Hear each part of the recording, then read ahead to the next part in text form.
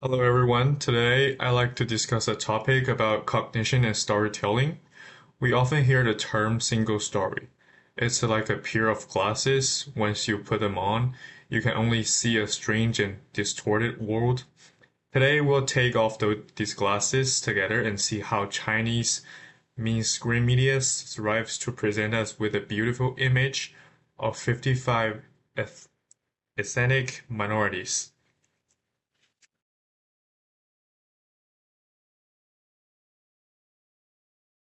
My name is Andy Zhang. I'm from China and currently a freshman at ASU. Growing up in China, I have a deep interest in diverse stories. I know that behind every nation lies not only a long history and culture, but also a vibrant symbol of contemporary contemporary China.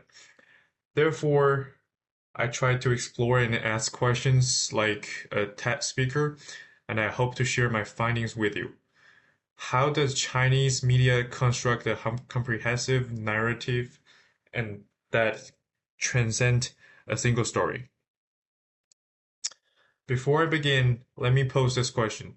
How exactly do mainstream media manage to present a comprehensive narrative in their reportings on Chinese ethnic minorities rather than a biased, singular story?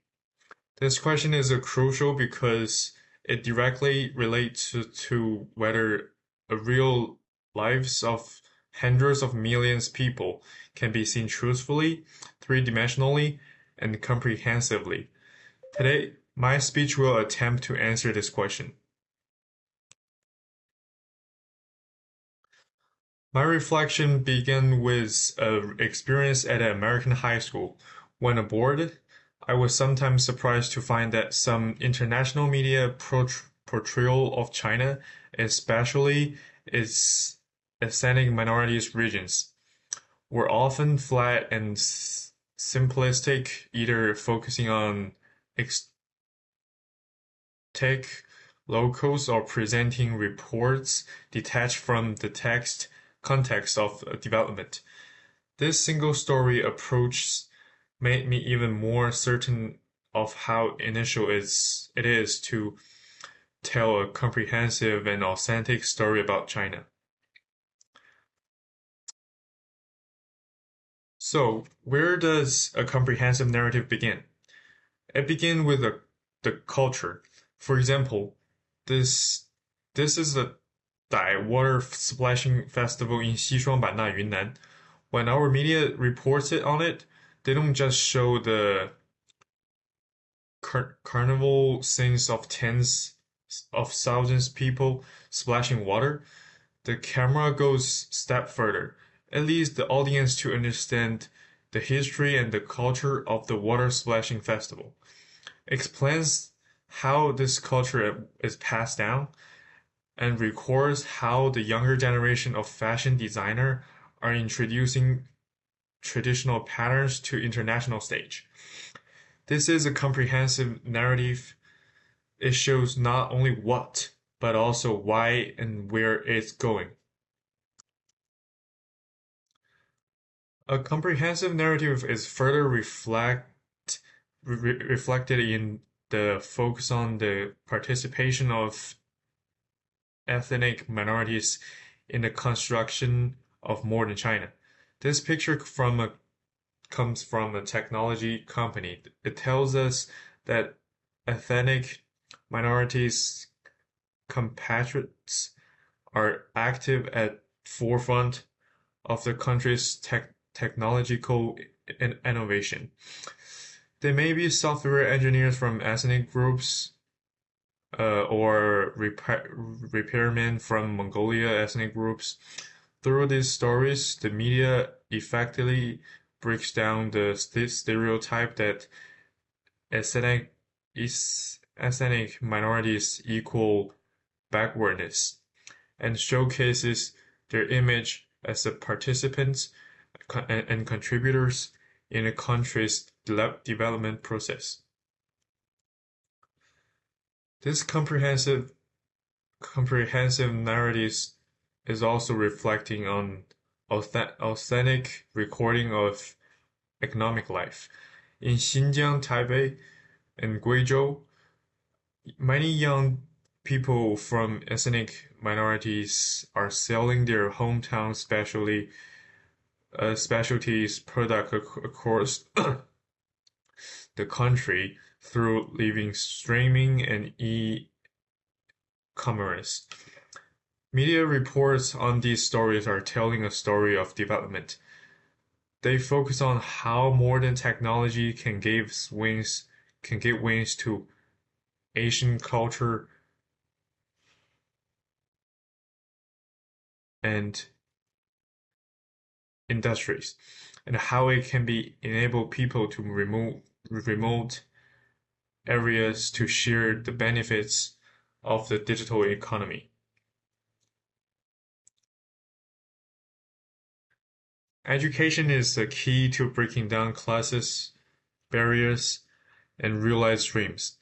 Picture like this on of top 10 ethnic minorities college students are not uncommon in our media. The media is happy to report on these ethnic minorities youngs who excel in their studies and scientific research. They may become future scientists, doctors, or teachers. This report convenes a clear message. In China, children of every ethnic groups have equal opportunities to change their densities and realize their dream through the education. Of course, all these vivid stories are not fabricated. Behind them lies solid data and achievements. Please look at these charts. They clearly show that GDP and residence income in ethnic minorities area have achieved tremendous growth in the past few years. These figures correspond to lives, more villages with roads, more schools and hospitals, and more families lifted out of poverty. Media reports are a direct reflection of this tangible progress. So, what is central theme running through all these reports? I believe it's what the letter G represents growth and governance.